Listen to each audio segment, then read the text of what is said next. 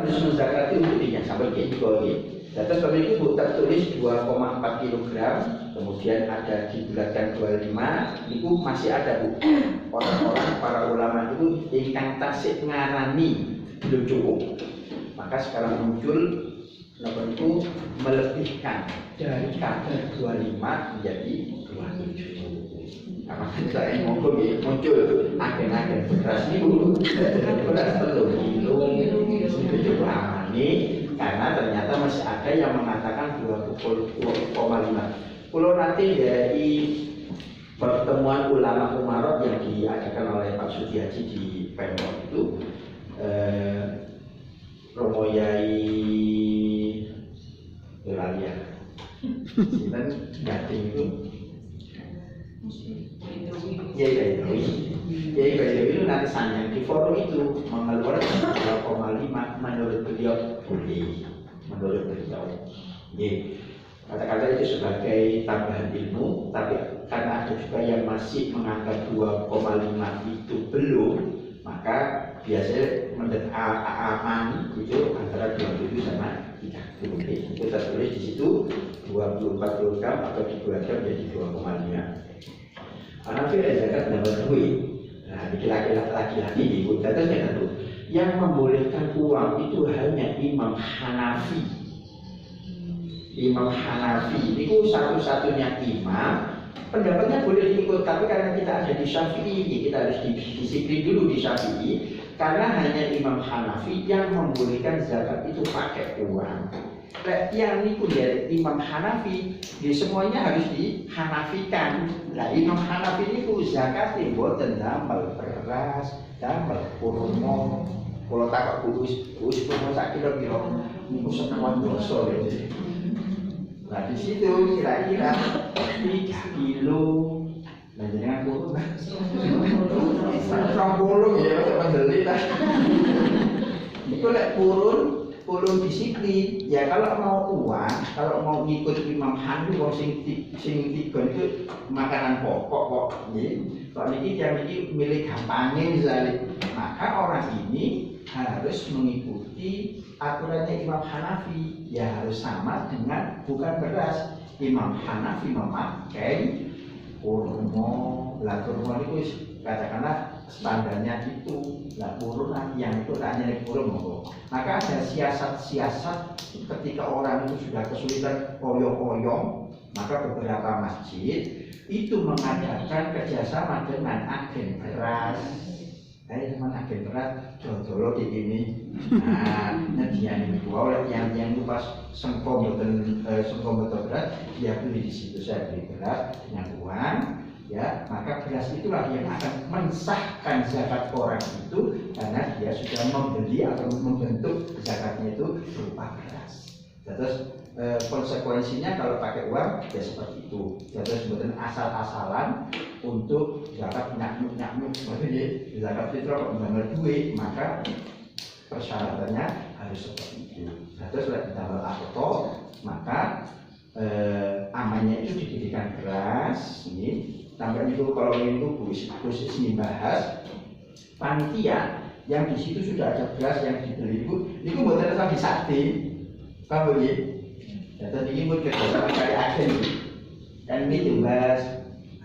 Oh, yang sudah dibeli. Beras ini nggak boleh dibeli, jadi tetap membeli yang ini. Maka panitia pun di Sami punya tanggung jawab. Kalau begitu, kalau ngawas ke Mujahidin, itu kalau saya mengatakan, maka ketika panitia itu menjadi panitia, jenengan itu teliti. Karena panitia itu ternyata agak gampangan tuh. Jadi seperti panti asuhan ini, itu tidak boleh diberi zakat. Panti itu tidak boleh diberi zakat karena tidak masuk golongan 8. Jadi jenengan yang mari nopo-nopo itu kerja bukan kepada pantinya. Anak yatim pun itu ketika dia berada di bawah asuhan bundanya, yang bundanya ini dicorot yang itu buatan patek fakir, dia buatan asal diparingi, misalnya nggak ada warisan lah anaknya, maka yatim ini pun bukan termasuk golongan 8. Tapi yatim itu termasuk katakanlah sudah dipandang menjadi fuqara masakin, maka dia boleh diberi. Tapi kalau panti, masjid, kembali tempat-tempat sosial itu tidak boleh diberi zakat pantinya. Tapi kalau memberikan kepada person orangnya, karena mungkin orang yang ngasuh itu misalkan fakir miskin, maka boleh diberi. Paham ya? Nah, terus kayak panti, kemudian masjid, madrasah, musola, ini mboten saged dipun paringi zakat baik itu mal maupun fitrah. Ada pertanyaan? Menawi panitia zakat itu. Panitia zakat itu adalah kepanjangan tangan dari komunitasnya, Bu. Biasanya masjid-masjid ini kita akan niku mereka adalah wakil dari kita. Estune sing angsal itu adalah amil. Kan golongan 8 itu kan ada amil ya. Amil niku lek teng Madiopuro saumpami kedah ditunjuk oleh lurah.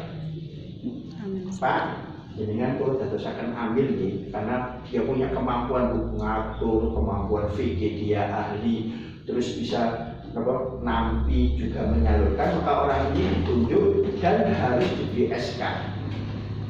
Nah, kalau panitia kan bukan nih, tapi kita boleh titip ke panitia. Maka panitia itu walaupun bukan amil, dia adalah orang yang menjadi kepanjangan tangan kita. Misalnya datang daerah utama itu misalnya musola kan saya, misalnya Pak Imam itu dados panitia, maka Pak Imam boleh kita titip beras kita, Pak, kalau titip karena beliau punya katakanlah punya anggota, maka boleh beras zakat itu dititipkan kepada panitia. Tapi panitia nggak dapat zakat karena dia bukan amil. Jadi mereka masuk karyawan. Maksudnya memang kepingin membantu jenengan, jadi orang-orang itu dapat pahalanya itu karena meringankan kita. Estu nilai saged zakat itu diparingi dhewe sing enak iki. Wis tak ono dhewe karena saya tahu orang itu, karena saya tahu orang ini. Keberadaan orang itu karena kita tahu, lebih baik kita berikan sendiri. Tapi karena ada orang-orang yang niku wau gak pate semerap, maka dia minta bantuan panitia. Maka panitia inilah yang menjadi kepanjangan tangan kita untuk menyalurkan kepada para mustahik. Enggak, maksudnya apa? Pengalaman anak saya kan jadi remaja masjid, mengurus zakat-zakat itu. Terus pas sudah pembagian bawa pulang gitu loh. Loh apa itu le dari masjid gitu. Niku tos pundi. Sementara aku mboten ngertos. Misalnya putra ini dengan umur berapa? SMP kelas 2. S2 nih, orang-orang panitia itu boleh diberi kalau dia termasuk kategori fakir dan lagi niku. Sekarang paling asal ilmu nih. Nggih.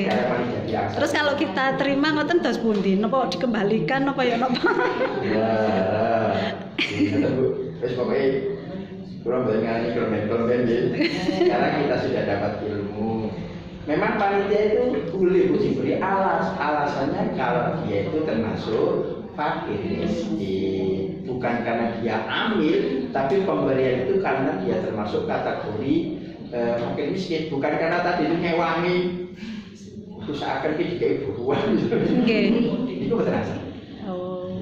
Karena dia apalagi bisa putra itu tasik SMP kan mesti diatur kali bapak ibu ya nih. Berarti kan dia masih ada di dalam ditanggung oleh orang tua. Maka beras yang dia terima sebenarnya adalah beras yang bahasanya itu lari niku SMA, ya termasuk kakek miskin. Tapi SMP gitu.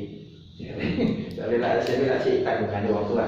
Maka beras itu sebenarnya harus diberikan kepada orang lain. Kalau mau mengupah anak-anak ini itu bahasanya dibatasakan infak. Kalau infak boleh itu biasanya di Al-Khairat itu selain zakat fitrah, dia zakat, dia infak. Maka infak ini karena statusnya sunnah, bahasanya itu sakit nyambel tumbas kopi, gorengan, gulung lari-lari itu pakai yang namanya infak. Karena infak itu bebas. Walaupun diberikan orang kaya, infak itu boleh karena nggak ada ikatan. Beda dengan zakat yang harus dibatasi oleh fuqara, oleh masakin, jadi harus diikat dengan itu. Ini kata-kata. Ada lagi pertanyaan?